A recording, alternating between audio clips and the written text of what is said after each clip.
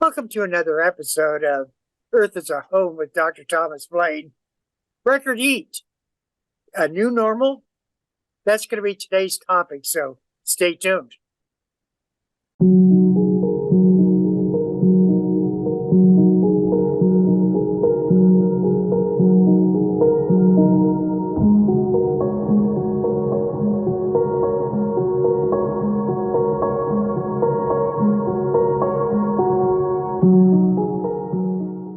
Welcome back to another episode of Earth is Our Home with Dr. Thomas Blaine. Dr. Thomas Blaine is an associate professor with the Ohio State University Extension Program. Tom, always a pleasure. I learn a lot from you in our programming. Well, that's great, Patrick. I think that, to be honest with you, Earth is Our Home. It's sponsored by the Ohio State University. What a great university. People know that our scholarship at Ohio State University is among the very best in the world. And I'm proud to be a part of that.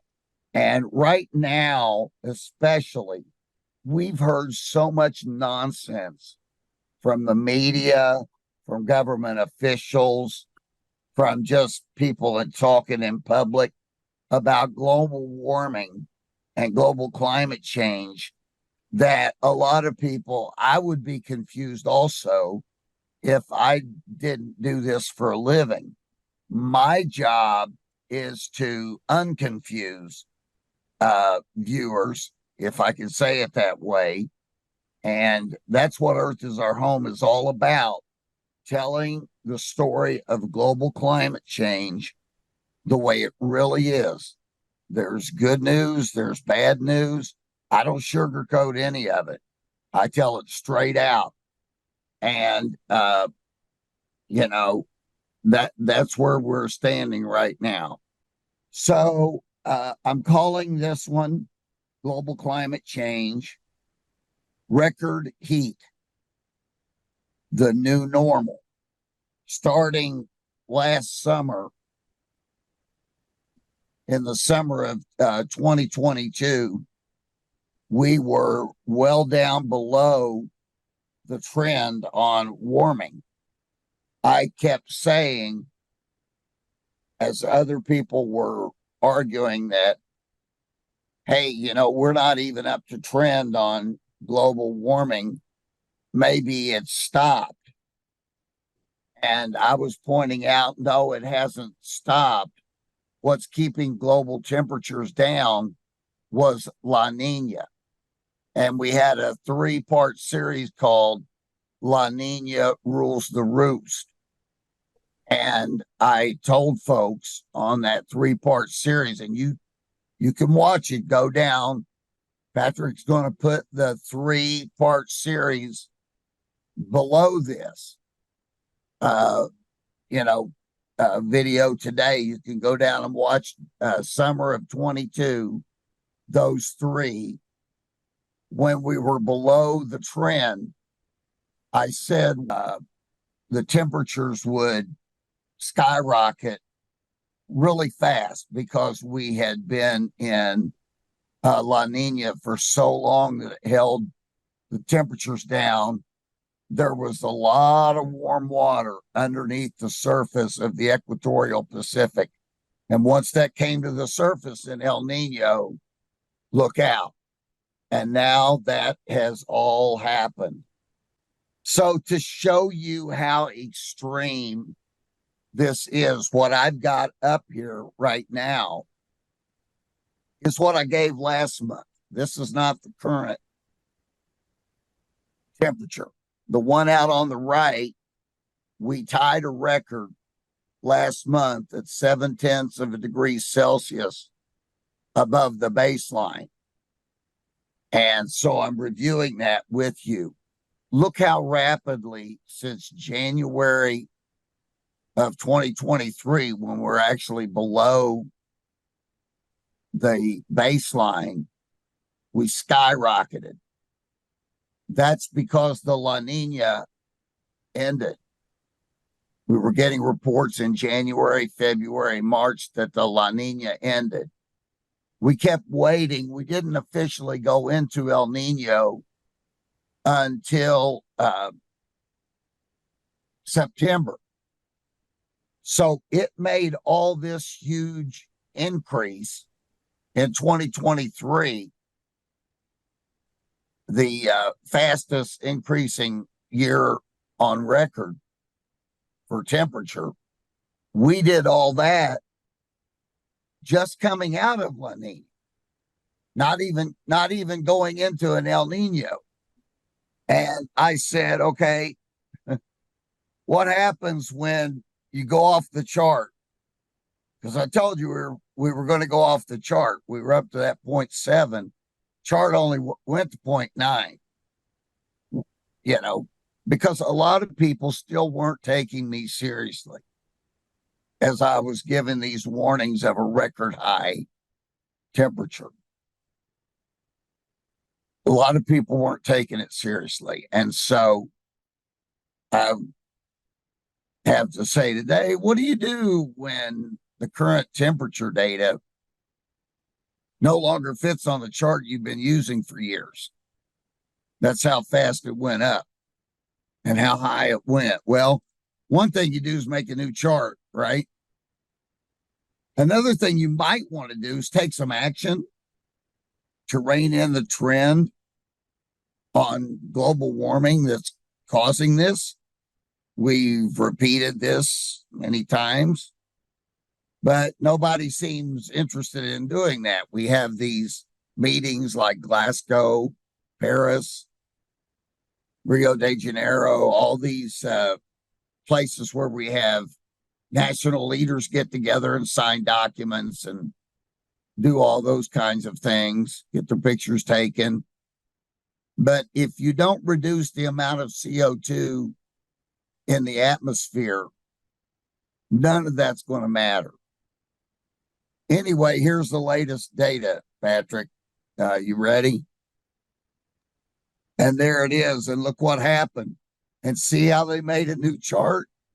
You don't look carefully, you won't see it. But the September data is at the top, actually slightly above the top of what used to be the chart. If you want to scroll back and look, 0.9, see that 0.9 way out to the left? That was the top of the chart, Patrick. Ever since we've been doing Earth is Our Home, the chart on satellite temperatures topped out at 0.9 degrees Celsius above the baseline. Well, that's what we hit. We went up 0.2 of a degree Celsius in September. And so now we're no longer tied for record heat. We are beyond. And so the folks at University of Alabama, Huntsville that put this out, they actually changed the y-axis. And I want to ask you a question. When is the next time they're going to have to change it again? Because I don't think it's going to be very long. In other words, I'm still calling like I did before, like in the summer of 22 when I was, look how cool temperatures were back then. One of the things that I noticed, like in 1987, where it peaked, and then 1998, it peaked, and 2010, and 2016, and 2019. But notice that it went back down. You know, there was a peaking, and then it went down. Yes, yes. And so I'm glad you asked that. You know why those peaks are there, right? Those are all El Ninos. Those are all El Nino years. 1997 and 98. We're going to look at the El Nino chart in just a minute. That was an El Nino. If you go back to where you were talking about around 88, around 1988. All those peaks are El Ninos. If you look at this chart, you'll see two kinds of trends in the chart. One is the up and down, the sine wave, the mountain and the valley, the mountain and the valley. You're right, it goes up, then it goes back down.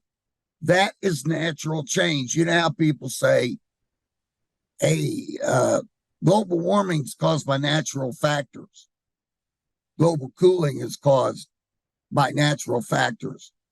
That's true. That's true. And you just pointed out a bunch of peaks, and every one of those peaks that you talked about were caused by El Nino. And then it went down when La Nina came in and pulled it back down. So those up and down are all El Nino, La Nina, El Nino related. And that's the natural. But the second trend, Patrick, is the trend. If you look on the left-hand side of the graph, whether it was up or whether it was down back in the 80s and 90s, it tended to be below the baseline. We still have the same pattern since then, the ups and downs, but not only are they above the baseline, now we've got a record high. That overall trend, which would hit the left-hand axis at about negative 0.3, negative 0.3 on the left, and it would hit us right now at about positive 0.5 for the long-term trend. If you do a straight line of trend through it, that's human. That's caused by CO2 that humans are putting into the atmosphere. So, yeah, Patrick, the thing about it is we just now started this El Nino. The temperatures tend to show, the record tends to show that temperatures peak early in the year following the beginning of El Nino. So if you look now, we're at a record high, and that's for September. We've got October, November, December, January, February, about 4 to 5 months when it's likely to keep going up, because normally all those peaks are early in the year following the beginning of El Nino. And El Nino officially started just in September, just last month. So this implies that the current warming trend will not peak for a while, maybe sometime between January and May. And so we are blowing past all those other peaks. The lower atmosphere is now warmer than at any time during the satellite era, as you saw. And it's likely that current temperatures are higher than at any time during this entire interglacial. That means since the last ice age ended, about 10,000 years ago. And since before that was an ice age, it means Earth is warmer right now than at any time in the past 115,000 years. And the more that goes up, depending on how strong this El Nino is, because it's got control of the short-term data, that means that it's going to surpass temperatures going back beyond that. There was a warm spell in the previous interglacial about 130,000 years ago when the temperature was very warm. There were hippopotamus in the River Thames in Great Britain. But we're getting very close to that. And with each month between now and early in the year, we're going to close that gap, it looks like. You know, shifting from La Nina to neutral was equivalent to opening up a big heat vent in a room that you wish to warm. You know how you go in and the heat vent's shut and the furnace is on, you open it up, all that heat comes out. That's what happens in the equatorial Pacific when we shift from La Nina to El Nino. Down below, the waters that are cold on the surface in La Nina that were keeping those temperatures down in 2020, 21, 22. It's like taking that lid off and exposing the warmer temperatures that are down below the, especially the western equatorial Pacific.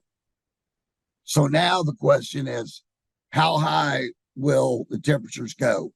Okay, here's what's driving these ups and downs, the short-term changes that is natural. So again, it's not appropriate for somebody to just blow off global warming and say, or climate change, either one, and say, oh, it's natural. There are natural components. The main natural component that's driving now is ENSO, El Nino Southern Oscillation. And you can see 2020, 21, 22, all that blue. That's why those temperatures were below trend, because we had that La Nina. And for that matter, most of the 21st century had been La Nina. And all that's happened now is, as you can see on the far right, in 2023, we went into the red. Those were neutral conditions for a while. It wasn't strong enough to be called an El Nino until September. You could see the very far right one is a little higher. That's El Nino. But look at how small that El Nino is so far compared to, say, 2016, 97, those years you mentioned, 87, 83. Look at those big red splotches. Oceanographers are saying we're getting ready to do those again. Nobody knows for sure. But what I'm saying is, if we do, we're going to have to relabel that vertical axis again. And the temperature range that we've seen up to now is going to be a thing of the past. Even when we go back down, it looks like we're entering into a new climate regime that's different from anything that we've ever known before. And even warmer than the previous ice age, interglacial, I should say, warmer than that, the interglacial between the two ice ages. It's interesting when you look at this graph. There appears to be more La Ninas longer than there are El Ninos. Like, for instance, from 1990 to 95, there was a large period of an El Nino. But from then on, yes, we've had splotches of El Nino, the red, and major areas La Nina in the blue. So maybe the El Nino won't be long. Okay, that's fair enough. As I told you, that's why we called. You're right about all that blue on the right part. That's the reason we called that series we did in the summer of 22, La Nina Rules the Roost in the 21st century. Because you're right, there's a lot more blue in the 21st century than red. And there was more red back before that. That was a time when La Nina was not all that common or strong, and it was El Nino ruling the roost. But as far as saying this might be a short, weak El Nino, nobody knows for sure, but the oceanographers are forecasting the opposite. They're forecasting that this is going to be a strong El Nino like we used to have before. But I see what you're saying, since La Nina's ruled the roost so much in the 21st century, maybe this will give out. But their analysis has shown that it's not, that this big red splotch is going to grow and grow until it looks like those others. And if it does, we're going to go off the charts again into record high territory. And this is what's driving the long run. This is the human contribution. The natural contribution to climate change is El Nino and La Nina, the Southern Oscillation. The human impact, this is us. We came in and we've been burning fossil fuels, automobiles, airplanes, lawnmowers, you name it. We're burning fossil fuels, putting more CO2 in the atmosphere and trapping more heat. And as you can see, that is that's put us at a record high for this period in CO2, and there hasn't been this much CO2 in the atmosphere in several million years. And so that's why I say I look for a real change that we're going to follow here. Get used to warmer climate regimes, because I think that's going to happen. I think it's probably here to stay.